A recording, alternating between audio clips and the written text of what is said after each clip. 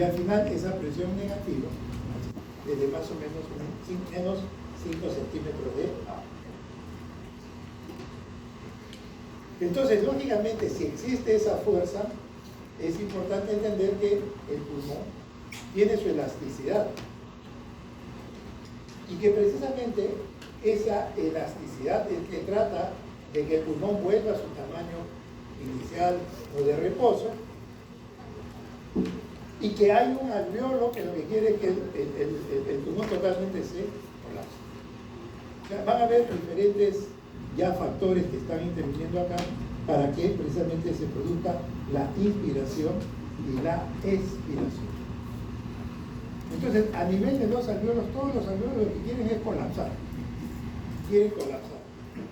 Pues bien, en el interior de estos alveolos, el neumocito, ¿cuántos neumocitos hay? A ver, doctora. ¿Cuántos neumocitos hay? Doctora.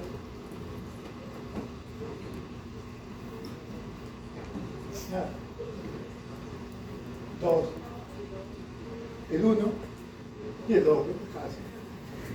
¿Qué hace el 2? Produce el surfactante. ¿Y el 1? ¿El 1 qué hace? ¿Ah? Bueno, el 1 es el que forma parte de la estructura de la alveolo.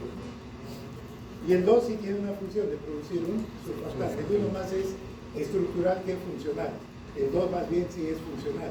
Produce una sustancia que es el surfactante, y ese surfactante hace que los alveolos no se logren colapsar. Pero los alveolos quieren colapsar. ¿Y por qué quieren colapsar? Para no trabajar, igual que ustedes no quieren trabajar. Entonces quieren que se colapse todo. Pues. Entonces hay que ponerles a ustedes surfactante. Entonces, el surfactante hace eso, evita que los alveolos colapsen. Porque si colapsan, pues ya nadie respira. Los bebitos, cuando todavía pues están en el vientre materno, ya están a partir del 7º mes del embarazo, el pulmón todavía no está preparado para que la criatura nazca. Y entonces a veces salen 7 vecinos. ¿No? Entonces, ¿le falta qué sustancia? El surfactante. Entonces ya se fabricó un surfactante y se le da a estos niños, y el niño puede nacer felizmente sin mayor riesgo. El surfactante evita de que los alveolos, de que el pulmón en general se colapse. Este surfactante, ¿qué hace? Disminuye la resistencia vascular que va a existir, la resistencia superficial de los alveolos lo va a hacer. ¿Y quién es el encargado de producir eso? El neumocito tipo 2, que es estrictamente funcional. Bueno, este es lo de la ley de Boyle, que ya hace un momento les mencioné allá, la ley de Boyle, que dice que presión por volumen es una constante. Cada vez que nosotros inspiramos, el volumen de la caja torácica aumenta. ¿No? Aumenta. ¿Quién lleva las costillas hacia adelante y hacia arriba? ¿Quién lleva las costillas hacia adelante y hacia arriba? ¿Qué músculos? Intercostales externos. Los intercostales externos. Porque los internos, ¿qué hacen? Lo opuesto. Lo opuesto. Entonces, no solamente es el diafragma que desciende y aumenta el volumen, sino que toda la jaula torácica aumenta. Y entonces lo que vamos a hacer es, al aumentar el volumen, ¿qué debe pasar con la presión? Debe disminuir. ¿Por qué? Porque presión por volumen es una constante. Por lo tanto, en la caja torácica, pues lo que vamos a tener es que si cae la presión interna de los pulmones en relación al medio ambiente, el aire entra y se produce la inspiración. Fenómeno activo, por eso dura 2 segundos. Entonces, eso es la ley de Boyle. La ley de Boyle hace que el pulmón se llene y el pulmón también elimine el volumen que está dentro. Esa es la ley de Boyle y Mayer. Y bueno, ahí está, en la inspiración los músculos intercostales se contraen, ¿pero cuáles? Los músculos intercostales externos. ¿Qué pasa con las costillas? Se elevan. Ojo que si le ponemos que descienden, y hay problema de ustedes, ¿no? Van a marcar más.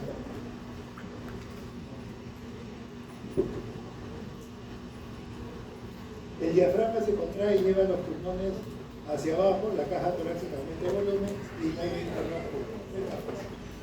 La expiración, lo contrario, más sencillo, pero es un fenómeno fundamentalmente pasivo. En realidad no es pasivo, sino que gasta menos energía.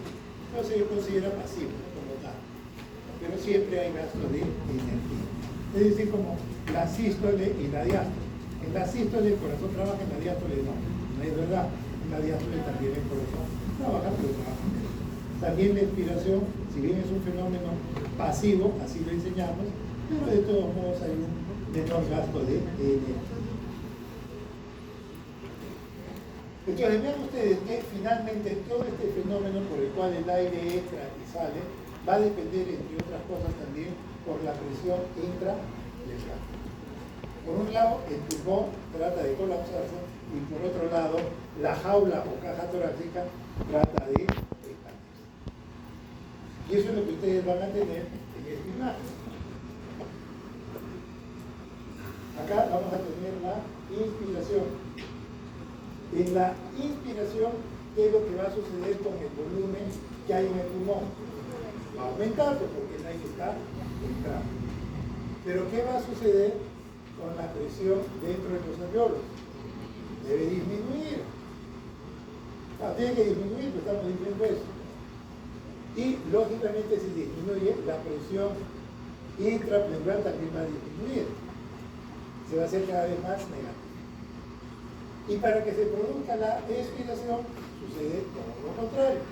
En la expiración vamos a botar ese volumen pulmonar que ingresó y por otro lado vamos a ver cómo la presión dentro del alveolo tiende a incrementarse, justo por la ley de Boyle-Marion, y por eso es que el aire finalmente va a tender a salir. Entonces, eso es el principio de cómo se produce tanto la inspiración como la expiración. Bueno, este es lo mismo, otro gráfico, pero es más o menos. ¿Cuál es el error de ese gráfico? Ahí, agudeza visual. ¿Dónde está el error? ¿Ah? Ajá. Bueno, son diagramas, pues a veces por hacerlo más bonito, pero el error ahí es que la inspiración y expiración son iguales.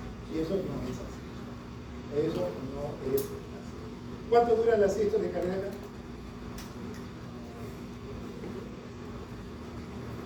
¿Cuánto dura la sístole cardíaca? ¿Cuánto dura? ¿Ah?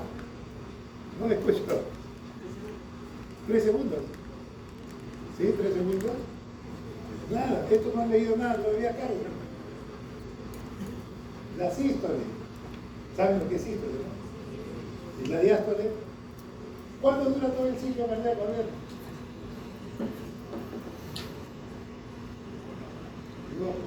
Yo soy cardiólogo, ya no voy a querer que esto.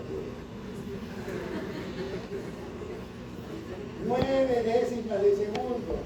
9 décimas de segundo. ¿Ha llevado cardiología? ¿O es una broma? No, pero hay algunos que ya han llevado, creo.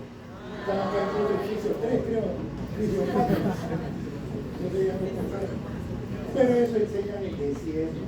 En el momento enseñan en mí la salud, si esto le guiaste, después puede ser que no vayan a saber.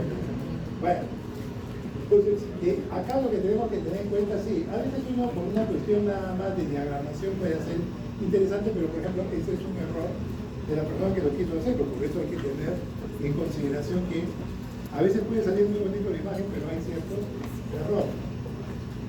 Muy bien. Ahí está. Ingreso del aire en inspiración. Para que ingrese el aire a los alveolos hay que ver qué cosa. La resistencia, es lo que yo les decía. ¿Dónde empieza la resistencia? En las fosas. Desde ahí empieza a haber resistencia para que el aire pueda ingresar.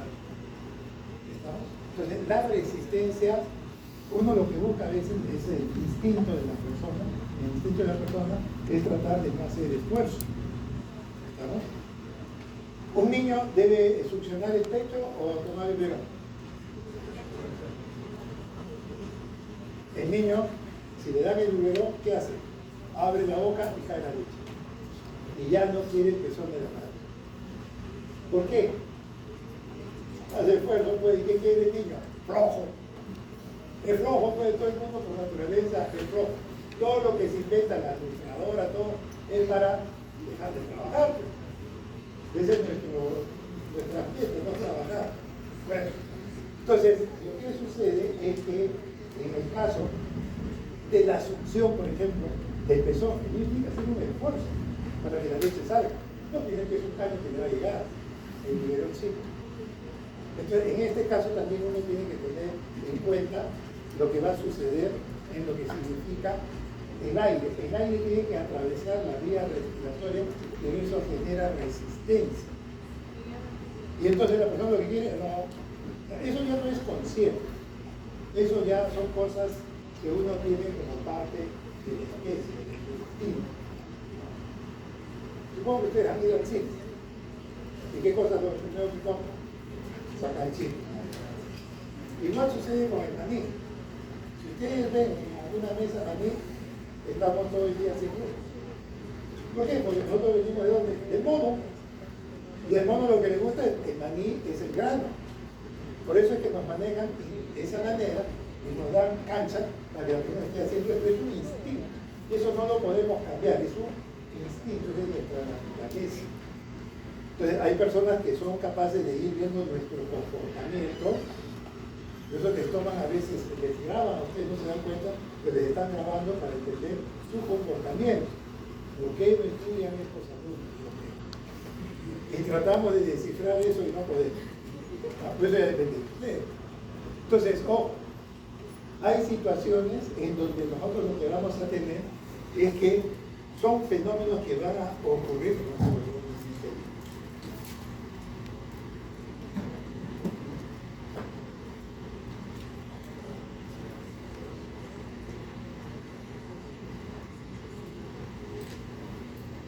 Que tenemos sitios que son de mayor resistencia y que a veces nosotros lo tratamos de obviar. Pero vean ustedes, el 50% de la resistencia está en la vía respiratoria alta, de la nariz hacia arriba. Entonces, por eso es que la persona trata de obviar esta zona. Ahora, el 80% de la vía respiratoria le genera una resistencia cuando estamos hablando de bronquiolos o bronquios mayores de 2 milímetros. ¿Ya? Hay diferentes estructuras dentro de todo el árbol respiratorio que va a generar resistencia al libre pasar. Y entonces esa resistencia hace precisamente de que el volumen de aire que está tratando de ingresar no llegue a veces en las condiciones que uno necesita o requiere. Entonces nosotros tenemos que ver ahora cómo el aire que tiene que vencer esta resistencia finalmente debe llegar a los alveolos. Y entonces ustedes en la práctica de la próxima semana van a hacer las espirometrías. Y lo importante de la espirometría no es básicamente hacerlo. Lo más importante es entenderlo. Yo quiero tomar un electro, quiero que tomar el electro. El electro es una cuestión técnica, lo van a aprender. ¿No? Si lo aprenden ahora, lo aprenderán y después se van a olvidar, pero después lo van a recordar. Lo más importante, ¿qué cosa es? Leer e interpretar el electrocardiograma. Eso es lo que tengo que hacer. Leer e interpretar el electrocardiograma. No tengo problema. Yo tengo inteligencia artificial.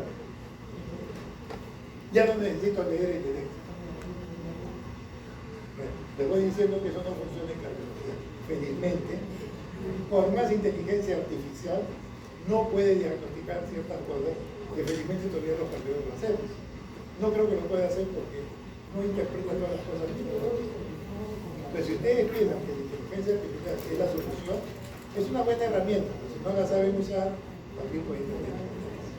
Pues la idea es poder aplicar estas cosas de manera adecuada. Entonces ustedes van a hacer las prácticas de espirometría, pero lo más importante no es solamente hacerlo, la espirometría, interpretar las curvas.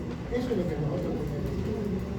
Pues bien, esto de capacidades y volúmenes, que es lo que se maneja finalmente en la ventilación, tenemos en primer lugar el volumen tidal. El volumen tidal es el volumen de aire corriente, que es lo que se mueve constantemente, tanto que ingresa como que sale. Igual que entra, también tiene que salir. Es más o menos esos 500 mililitros. Y después vamos a tener dos tipos de volúmenes de reserva, inspiratoria y expiratoria. Y hay un volumen que se llama volumen residual. Ese volumen residual nunca sale del pulmón. No significa que ese volumen siempre está allí, como tal. No vayan a pensar que esto es un aire que se va envejeciendo. Cada vez que entra el aire va a ir cambiando todo, pero siempre va a quedar un volumen residual. Siempre va a haber un volumen residual. ¿Vamos? ¿Para qué sirve el volumen residual? ¿Alguien ha leído? No, está bien, pero ¿para qué sirve?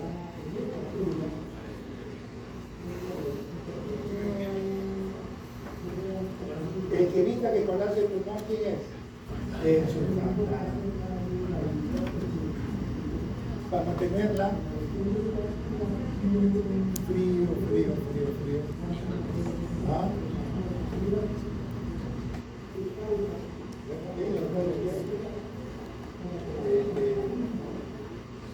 Ya.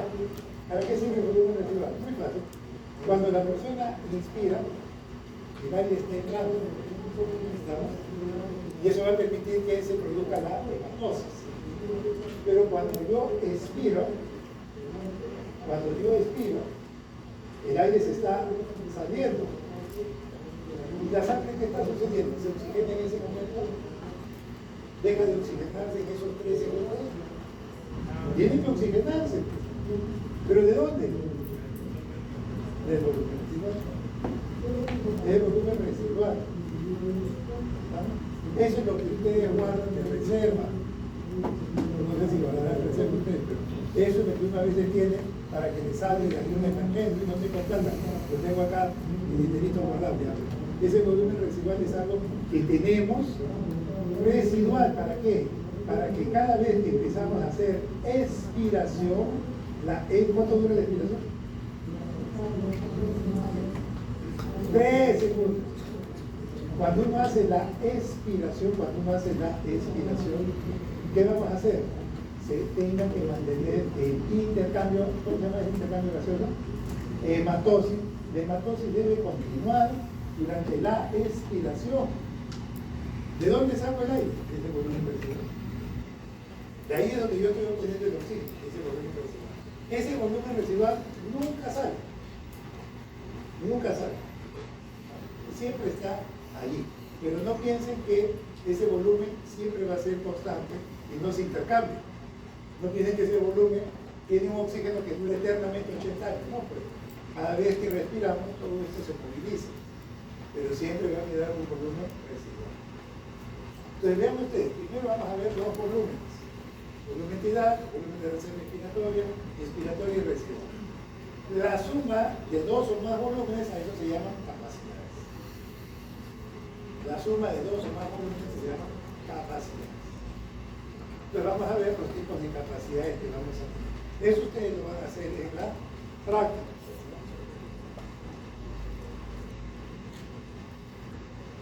Entonces yo, por ejemplo, en un primer momento, entonces si ustedes me siguen acá con el puntero, yo lo que estoy acá haciendo es mi inspiración y mi expiración normal. Expiro. Este es mi volumen de aire tidal, el volumen tidal que voy a manejar, que es de 500 mililitros. Pero en eso yo digo, tome bastante aire. Y voy a tomar bastante aire. Entonces miren, yo estaba por acá. Y yo le digo, ahora tome el aire que pueda. Y entonces estoy yendo, ¿qué cosa? A mi volumen de reserva inspiratorio. A mi volumen tidal se le agrega un volumen de reserva inspiratorio. Y de ahí nuevamente le digo, respire normal. Ya empieza a respirar normal. Yo estoy acá. A ver, respire normal. Tome aire, bote todo. ¿Qué estoy haciendo? de reserva expiratorio. ¿Estamos? Yo estoy en mi volumen vital y hago que inspire mucho. Toma, ¿qué puedes? Toma aire, toma aire, toma aire. Volumen de reserva expiratorio. Estoy acá. Señor, ponte todo el aire que pueda. Volumen de reserva expiratorio. ¿Alteré en algo el volumen residual? No, porque el volumen residual no lo manejo yo. Eso yo no lo puedo manejar. No es voluntario. Manejo mi volumen vital, mi volumen de reserva inspiratorio, lo mismo que mi volumen de reserva expiratorio. Y entonces empezamos a hablar, por ejemplo, de la capacidad. Entonces hablamos de capacidad inspiratoria, capacidad expiratoria, eso lo van a hacer ustedes en la clase. Y bueno, lo que va a interesar es lo siguiente, que yo puedo movilizar una cantidad de aire exterior. Yo estoy acá. Y le digo, señor, tome todo el aire que pueda, me voy hasta acá, llegué hasta acá. Y le digo, ahora bote todo lo que pueda, bote todo, y llega hasta acá. A eso se llama capacidad vital. A esto se llama capacidad vital. Capacidad vital. Eso es lo que el pulmón puede finalmente movilizar. Volumen vital, volumen de reserva inspiratoria y volumen de reserva expiratoria. Eso lo que me va a dar es la capacidad vital. La capacidad vital. Pero ojo, acá abajo que tengo mi volumen residual, que no lo puedo tocar porque no se puede. Pues bien, este volumen residual, si yo le sumo la capacidad de este volumen de reserva expiratoria más este volumen residual, estos dos, si yo sumo estos dos, a eso se llama capacidad residual funcional. Capacidad residual funcional. Yo puedo determinar la capacidad residual funcional con el espirómetro, no. Tengo que hacer una prueba especial. ¿Por qué? Porque el único valor que no puedo determinar ahí, ¿cuál es? Ese no lo puedo determinar. Tengo que hacer una prueba especial de gases para poder establecer eso. ¿Estamos? Eso es un volumen que no se puede estudiar en el espirómetro que ustedes van a hacer. Lo que ustedes van a ver es, primero, el volumetridad, las capacidades que tiene. Pueden calcular incluso su capacidad vital, pero lo que no van a poder ustedes determinar es ese volumen residual, que lógicamente se puede combinar con el volumen de reserva respiratorio, y eso nosotros no lo podemos precisar, porque los signos nos están dando. Muy bien. Esto es lo que ustedes van a hacer. Lógicamente se les tapa incluso la nariz para que no se escape el aire por ningún sitio. Y bueno, este es uno de los diferentes tipos de espirómetros que utilizamos para ver si estos pacientes tienen una buena función. El espirómetro ayuda para ciertas cosas, pero no para todo. Recuerden que el volumen residual no lo podemos evaluar, acá, se hace con otras pruebas especiales. Entonces, eso nos limita a ciertas cosas. Muy bien, entonces, para hacer esta prueba, lógicamente el paciente tiene que estar, como en este caso, pero ahí se le ha tapado las narinas, como debe ser, se le coloca el espirómetro y la persona tiene que tomar aire y hacer todos los ejercicios que hemos dicho, dependiendo de lo que yo quiera calcular. La identidad, el volumen de reserva respiratorio, el volumen de reserva respiratorio, determinar la capacidad vital, hasta ahí podemos. Muy bien, ahora estas máquinas lo calculan todo en forma adecuada. Entonces vean ustedes lo que vamos a hacer. Yo lo primero que voy a establecer es a esta persona. Tengo que pesarlo, rayarlo, y de acuerdo a eso me va a salir una capacidad vital. ¿Qué era la capacidad vital? ¿La suma de quién? Ya. Si no se han aprendido, ya no sé. ¿Qué era? Claro, es el volumen vital, el volumen de reserva respiratoria, el volumen de reserva expiratoria. Todo eso es la capacidad vital. Bueno, esa capacidad vital está establecida en las personas de acuerdo al género, a la talla, etcétera, etcétera, la edad del paciente, todos tienen un valor. Entonces todos tenemos, a través de tablas o calculadoras, ya tengo yo la capacidad vital ideal, por eso se llama ideal. Ideal es el que debería tener esta persona, con estas características. Lo que yo tengo que determinar son estos dos.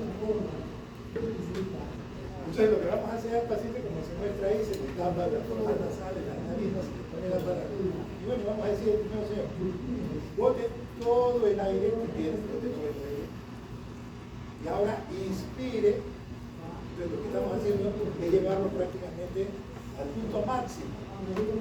Y de ahí decimos, bote todo el aire, todo el aire que pueda. Estamos estableciendo su capacidad real del paciente. Entonces vemos que en ese punto de allá, la persona te bote todo el aire. Primero le digo, bote todo el aire que tiene, bote todo el aire ya, quédese ahí en reposo, tome todo el aire que pueda y ahora bote todo rápido, lo más rápido que pueda, Y lo máximo que él puede botar va a ser su capacidad vital. Pero esa es su capacidad vital real.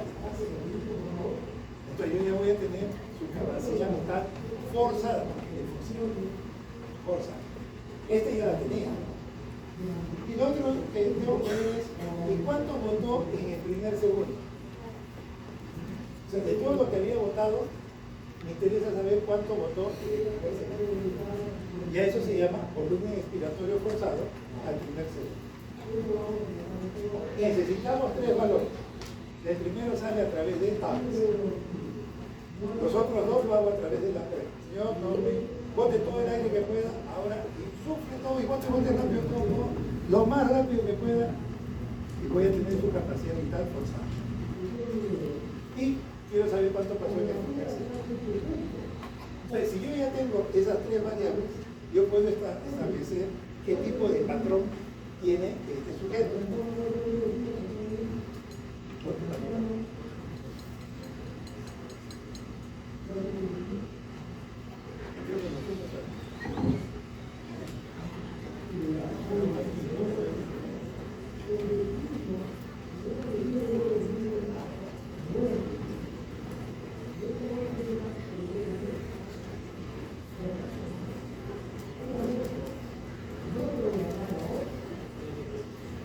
Miren.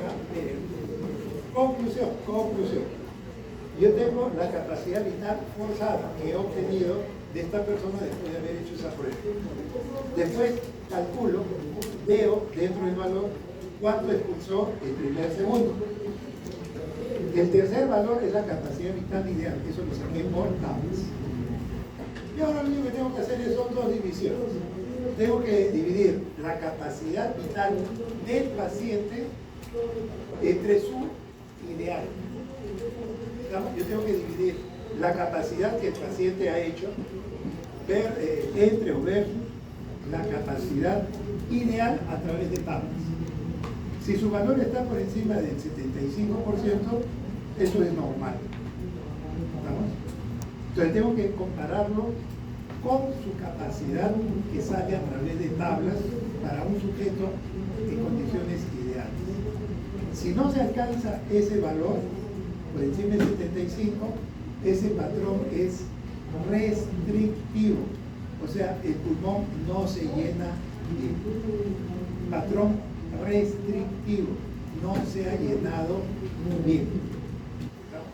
Si está por debajo del 75%, esta relación de capacidad vital forzada del paciente entre su ideal, a eso nosotros vamos a llamar patrón restrictivo. Ese es uno. Y el otro es determinar, ¿es obstructivo o no? Obstructivo significa que yo tengo dificultad para sacar el aire. ¿Puedo sacar todo el aire? Sí, pero me demoro mucho. Entonces, para poder determinar eso, ¿qué tengo que establecer? El BEF1, el volumen expiratorio forzado, al primer segundo, y eso lo divido entre su capacidad vital dentro. No el ideal, sino lo que él hizo en la máquina. Entonces yo divido el BEF1, su capacidad en el primer segundo, en relación a toda su capacidad que él tiene en forma real. Y si está por encima del 75% no hay problema. Pero si está por debajo del 75%, significa que hay un problema obstructivo y el aire no puede salir de forma adecuada. Entonces, sale el aire, pero con mucha dificultad. Entonces, por ejemplo, un paciente que sufre de asma, en el asma los bronquios están cerrados. Entonces, el aire no se puede mover en forma adecuada. Y entonces lo que va a generar es que el aire tenga dificultad para poderse movilizar. Y lo que va a tener son patrones obstructivos. A eso se llama, por ejemplo, EPOC, enfermedad pulmonar obstructiva crónica. Entonces, la espirometría nos va a servir para determinar si el sujeto tiene un patrón normal, ventilatorio, o si tiene un patrón restrictivo y obstructivo. Vean ustedes acá. En el restrictivo, él no logra alcanzar lo que debería ser de acuerdo a sus condiciones físicas, edad, género, etc. Él no alcanza eso. ¿Por qué? Porque sus pulmones están restringidos. Y lo puedo determinar a través de esta relación. ¿Qué divide en esa relación? ¿Ah? Lo que él bota versus lo ideal. Ese es su patrón restrictivo si está por debajo del 75%. El otro es el paciente que tiene un patrón obstructivo. En el obstructivo yo me demoro en sacar el aire. Puede ser que lo saque todo, pero me demoro demasiado. ¿Por qué? Porque hay una obstrucción. Y para eso uso el DEF, que es el volumen expiratorio forzado, pero al primer segundo. En el primer segundo de mi expiración, ¿cuánto debo botar? Más del 75 o más del 75%. Si no alcanzo a ese valor, yo estoy teniendo un patrón obstructivo. Entonces, ¿tenemos patrones restrictivos, doctor? ¿O no? Sí. ¿Hay obstructivos? También. ¿Qué otro patrón puede haber? ¿Ah? Hay patrón restrictivo, hay patrón obstructivo.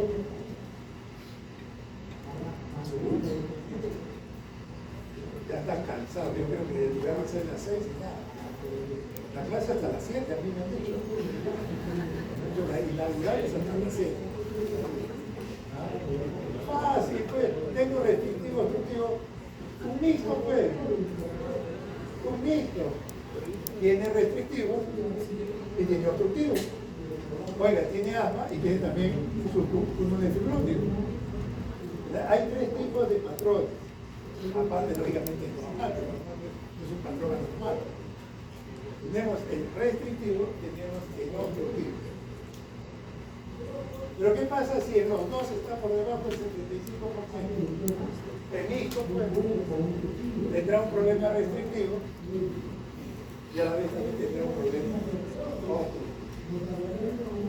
Yo creo que descansar, tienen que tomar un reconocimiento para la siguiente semana. Bueno, ¿hasta ahí alguna pregunta? Muy bien, entonces van a sacar un papel y poner su nombre y me van a hacer un mapa conceptual. Un mapa conceptual, ¿saben qué es un mapa conceptual? ¿Tienes ojito? Un mapa conceptual. No tiene, para mí no tiene. Ay, ya está. Un mapa conceptual. Lapicero no tiene. Por favor, sí necesito que pongan su nombre, porque no conozco sus letras, por si acaso. Pero necesito que lo firmen de forma clara para poderlo